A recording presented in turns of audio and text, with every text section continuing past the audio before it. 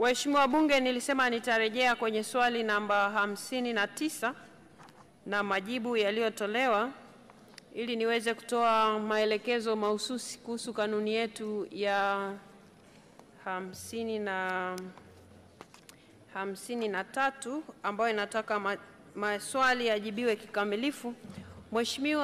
Mheshimiwa Kaboyoka, unalo jibu hili hapo kwako? Jibu la waziri alilolisoma unalo? Mheshimiwa Spika. Aya. Sawa, sasa mimi ninavyosoma utanieleza sasa walipokosea ni wapi. Kaa tu mheshimiwa, kaa tu. Utaniambia nikishatoa haya maelezo walipokosea ni wapi ili nijue nini cha kuiagiza serikali. Jibu linasema katika tarafa ya Gonja kuna kituo cha polisi cha daraja B kinachoongozwa na mrakibu msaidizi wa polisi na kina askari 16 na kina gari 1. Hichi kituo kipo kwenye hii tarafa ya Gonja? Hapana, tarafa ya Gonja tarafa ya Gonja iko milimani mbali sana na hapa anapoongea. Hapa anapoongea Gonja panaitwa Maore, ambayo ni kata iliyoko tarafa ya Ndungu bondeni. Kwa hiyo tarafa ya Gonja iko milimani na ina kata 4 na haina kituo chochote cha polisi, hata small post haina.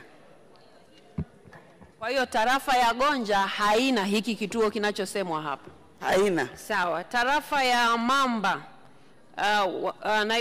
jibu la wizara linasema tarafa ya Mamba haina kituo cha polisi ila inahudumiwa na vituo vidogo vya polisi vya Kihurio na Ndungu.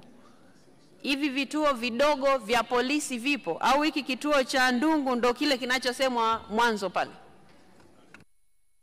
Mheshimiwa Spika, tarafa ya Ndungu ndio yenye hivyo vituo vidogo ambavyo viko Kihurio na Ndungu yenyewe, ikihudumiwa na hiki kituo kikubwa kilichoko inaitwa kata ya Maore.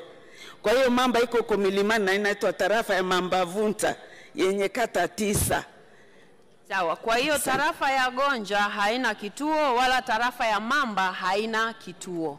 Ni kweli Mheshimiwa Spika, zote hazina kituo. Haya, kama hivyo ndivyo waheshimiwa wabunge, nilikuwa nimesema kwa sababu alieleza hayo wakati akiuliza swali la nyongeza.